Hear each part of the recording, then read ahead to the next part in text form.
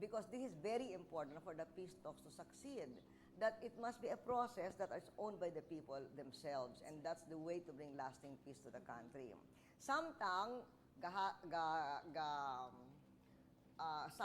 prepare kita sa resumption sa peace talks, I have also created a task force for Central Mindanao. It's called Help Central Mindanao. Help is health, education, livelihood, progress for Central Mindanao. O gusto ko nga immediately makatabang kining atong task force na mangingin kamot paun sa alleviate ang situation sa atong mga internally displaced persons o katong mga evacuees tungod sa gera dito sa Central Mindanao. And in the meantime, we can also assure, and General Versosa is here, that the police will continue to uphold the duty of protecting the communities from those rogue commanders. And let me assure that we remain resolute in our effort of bringing to justice these people, and our efforts will continue. Karon, bahin naman sa CPP-NPA, Yes, ma'am. I'm also glad that there's a very big prospect for the negotiations to resume soon, hopefully this coming August. Wow, okay. Ang mga taga Mindanao excited na labot ang mga balita. At this point, Madam President, alam po natin lahat na just a few weeks ago, na-shaken po ang buong Mindanao because of what happened in Cotabato City, Iligan City, and of course in Jolo. What I'm talking about is about the bombing. Ano na po yung ginagawa ng ating pamahalaan para po mahuhuli na itong ating mga tinatawag na terorista at syempre yung tulong din po natin dun sa mga biktima ng karahasang tulad nito? Unyag yun, gigikan sa Davao, madayong kita sa Cotabato City. Tutuloy po kayo ng Cotabato yes, City. to have a meeting of the Anti-Terrorism Council, which is headed by Secretary Ermita, who is here. And that's why you see here, we have the members of the Anti-Terrorism Council here, so they'll all be joining me in Cotabato. And, well, let me begin by saying that we condemn in the strongest terms, these tragic bombings, and we will not stop exerting all efforts until these murderous terrorists have been captured, until the bombing stop, and until there is peace that has been achieved. So, I suppose General Versosa will confirm that there is an intensive investigation being conducted by the PNP together with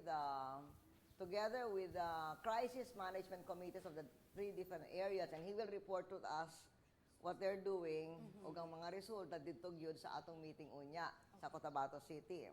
The law enforcement officials are following all leads as they work hard to bring to justice those responsible for this terrorist act. So I can assure you that we're doing everything possible to bring peace and order to Mindanao. Karon, unsa-unsang atong mga serbisyo sa mga biktima sa terorismo o ang ilang mga pamilya, I will ask Secretary Cabral to join us here so you can tell us, you can answer the question of Ethel, ano na ang ginagawa natin para sa tulong sa mga biktima ng terorismo at kanilang mga pamilya. Good morning po, Secretary Cabral.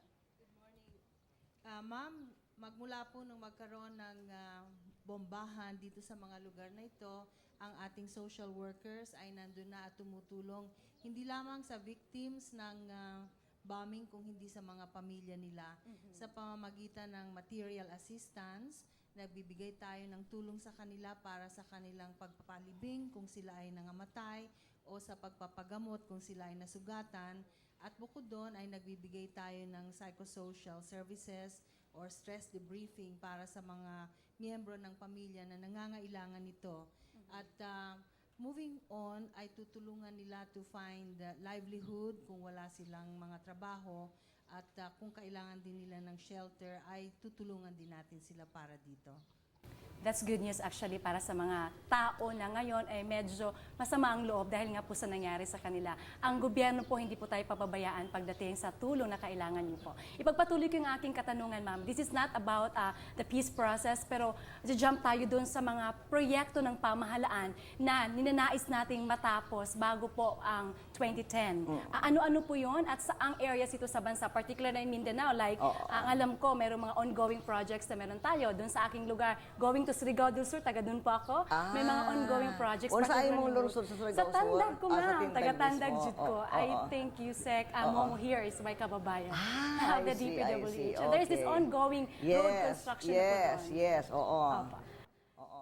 Maliban doon, ano pa ho ba Well, meron tayo? daghan ang atong nahimo labi na diri sa Mindanao. Opo. O katong mga dunay mga projects na nasugdan sa mga laing administrasyon apan dili nila nahuman.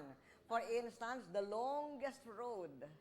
You know the longest road that they say? The Pacadian Zamboanga Road, because it's the longest time to finish. But ingon ni Okay Secretary naman. Abdane, murag mahuman sa atong administrasyon. Okay. O usa pa, ang longest, usa pa ka longest ang Malmar irrigation. So, pila ka administrasyon, nasugdan, dili mahuman. So sa ating administrasyon, nahuman ang Malmar irrigation. In fact, now we are doing expansion. And then, so those are mga nasugdan sa laing administrasyon, apan kita ang nakapahuman. And then, there are some very important roads also and that we built or repaired. We new or modernized infrastructure. For instance, sa mga kalsada, gikan lang diri sa Davao, paadto sa Bukidnon, o sa Cagayan de Oro, dili bala bago sa atong administrasyon, it was a terrible state of disrepair na human nato. O gikan diri hangtod naman sa Surigao City sab. O sa Butuan. Yeah. So giayo nato. So and then as you said nga this backwater will no longer be backwater di Surigao Davao when this road is built. In fact that road ang labing dako nga budgetary allocation sa atong budget. So those are as far as some examples of some roads are concerned. Sa atong mga pobre nga lugar, sama sa Dinagat Island, nga walay kalsado kaniadto, so we're putting roads there also. And then ang airports. Daghan kaayo ang ato mga giayo nga airport. For instance, remember, dili na human sa akong pagsulod isip presidente, dili pa nahuman ang Davao Airport because there were some problems of construction, so nahuman nato. And then there are many other airports that we have been able to upgrade. Labi na sa northern and western Mindanao, ang Osami City, kaniadto gisara, and before it was closed, it could not bring in jets. Karon giabre gihapon kay giayo nato, and now it can even accommodate jet planes. So that's one example. And there are other airports that have been upgraded in a similar manner. And also we've been able to encourage the private sector to put up important power plants. Sama sa duha ka power plant, usa sa Cagayan de Oro ug usa sa Misamis Oriental. So these are very important for kind of infrastructure. They don't have to be put up by the government if we can encourage the private sector to put them up. Naapag mga hospital, barangay electrification. So ang atong tuyo nga mahuman ang barangay electrification,